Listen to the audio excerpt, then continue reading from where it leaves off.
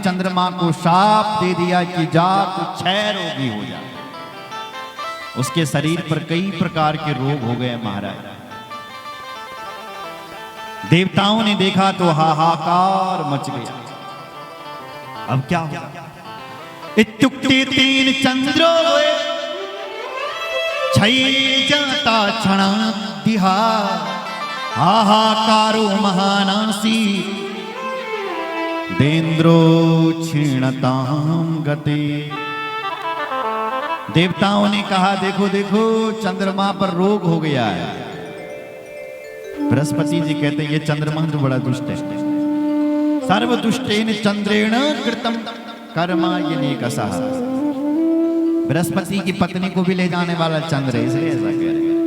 बहुत अच्छा हुआ जब देवताओं से अनुनय विनय करी तब ब्रह्मा जी आए और ब्रह्मा जी ने चंद्रमा को उपाय बताया। देख भाई चंद्रमा, अगर तू अपने रोग का निवारण चाहता है तो धरती पर जा और धरती पर प्रभास क्षेत्र, जहां पर भगवान कृष्ण ने भी दान पुण्य किया, प्रभास क्षेत्र द्वारिका के पास गुजरात में, वहां पर तुम भगवान शिव जी की उपासना करो, मृत्युंजय महादेव की उपासना करो।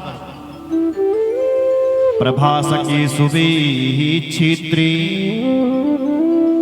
वज्रे चंद्र सदेवती शिव माराधती तत्र मृत्युंजय विधानत।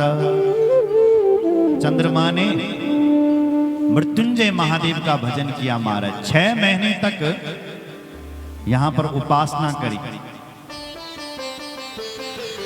चंद्रेण च तपस्तप्तम् षण्मासं च निरन्तरं मृत्युंजयेन मंत्रेण पूजितो वृषभध्वज। वृषभध्वज यानी भगवान मृत्युंजय महादेव को उपासना करने लगे। आज 6 महीने तक चंद्रकुंड बनाता, उसमें स्नान करता है। 6 महीने बाद भगवान शंकर प्रसन्न हो गए। बोलो शंकर भगवान की जय। भगवान शंकर कहते हैं वरदान मांग चंद्रमा क्या चाहिए? चंद्रमा कहते हैं हे प्रभु वरदान यही मांगूंगा कि मेरे शरीर से ये रोग दूर होना चाहिए। भगवान शंकर कहते हैं चंद्रमा एक बार में ही तो तेरा शरीर से ये रोग दूर नहीं होगा, पर मैं आशीर्वाद देता हूं कि धीरे धीरे तेरे ये शरीर से रोग दूर होगा, धीरे धीरे। आज भी आप देखते हैं कि चंद्रमा घटता और बढ़ता है, नहीं? जब शुक्ल पक्ष का चंद्रमा होता है तो बढ़ता है, और जब कृष्ण पक्ष का चंद्रमा होता है तो वो घटता है। तो ये यहां लिखा है कि उसका रोग ही वो शांत होता है। पक्षी चाक्षीयतां चंद्र कलातीन च दिने दिने पुनश्च वर्धतां पक्षी सा कला च निरंतरम। भगवान शंकर कहते हैं रोज तेरी ये कलाएं घटेगी और बढ़ेगी, अर्थात तेरा ये रोग शांत होगा। ऋषियों ने देखा, देवताओं ने देखा, भगवान शिव जी से प्रार्थना करी हे भगवान शिव यहाँ आप विराजमान हो जाइए।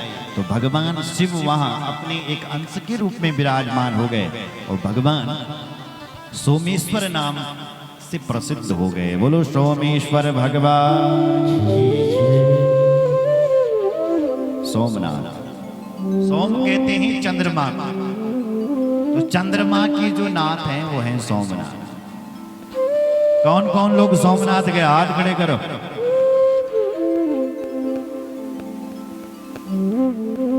शिव जी से प्रार्थना करना है महादेव हमें जरूर बुला। ऐसा लिखा है वहां एक चंद्र कुंड है, हम भी नहीं गए।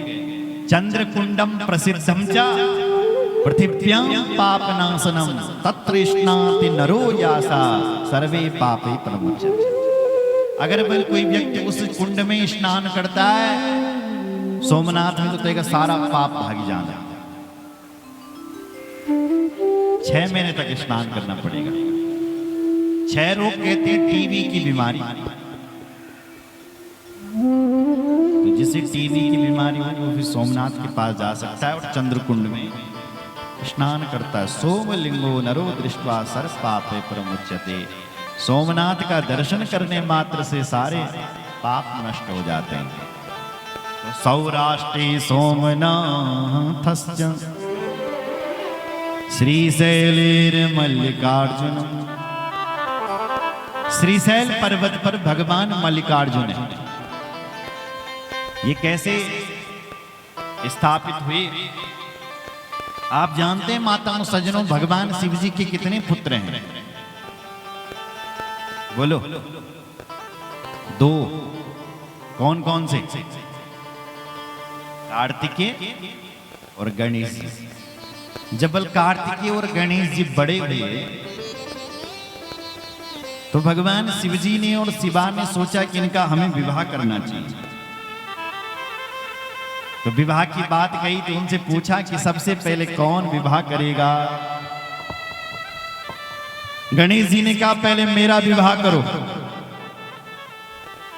और कार्तिकेय जी ने कहा कि पहले मेरा विवाह करो।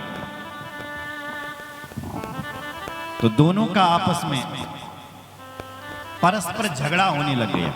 अहम चा परिणीष्यामि यहम चैव पुनः पुनः परस्परम च निहित्यं वै विवादे तत्परा विभो। परस्पर दोनों का विवाद होने लग गया, झगड़ा होने लग गया। भगवान शिव जी कहते हैं बच्चों झगड़ा मत करो, विवाद को छोड़ो। तुम दोनों यदि विवाह करना चाहते हैं तो हम एक प्रतियोगिता रखते हैं। ऐसी प्रतियोगिता? बोले प्रतियोगिता ऐसी है कि यस्यैव पृथिवीं सर्वां क्रांत्वा पूर्वं उपाव्रजे तस्यैव प्रथमं कार्यो विवाह शुभ लक्षण। प्रतियोगिता ये है कि जो भी इस पृथ्वी की सबसे पहले प्रदक्षिणा करके आएगा उसी का विवाह हम पहले करेंगे। ये प्रतियोगिता। हमारी पृथ्वी कितनी बड़ी है? 50 करोड़ योजन की है महाराज पृथ्वी, 7 समुद्रों में, 7 द्वीपों में, लक्षद्वीप, और 9 खंडों में,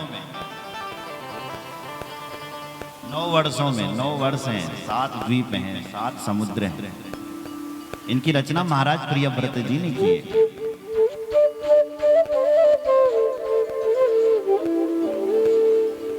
कार्तिकेय जी ने सुना, पृथ्वी की परिक्रमा करने के लिए चल पड़े। लेकिन भगवान गणेश बुद्धि के देवता हैं। किसके? बुद्धि। मां सरस्वती वाणी की देवी। अगर तुम्हारी वाणी बहुत अच्छी है ना, इसका मतलब सरस्वती की बड़ी कृपा है आपके ऊपर, आप सरस्वती पुत्र हैं। और यदि बुद्धिमान आप बहुत ज्यादा हैं तो आप पर गणेश जी की बड़ी कृपा है।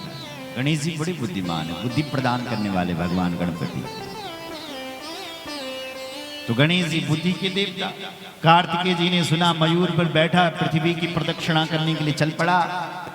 लेकिन गणेश जी क्या करें? गणेश जी का वाहन तो साहब चूहा है और मुसवापु ने कुछ हिटिक नहीं। गणेश जी का कल्याण दें, क्या होगा? गणेश जी विचार करने लगे। गणेश जी आए और उसी समय अपने माता पिता को सिंहासन पर, कैलाश के सिंहासन पर बिठाया और अपने आप स्नान किया और अपने माता पिता का भी स्नान किया और उस माता पिता के चरणों को धोया और उस चरणों तक का पान किया हुआ और अपने माता पिता की 7 प्रदक्षिणा कर दी और खड़ा हो गया। पिताजी मैंने तो सारी तीर्थों की परिक्रमा कर दी। तेनाथि पूजितौ तौ च परक्रांतौ च पुनः पुनः एवं च कृत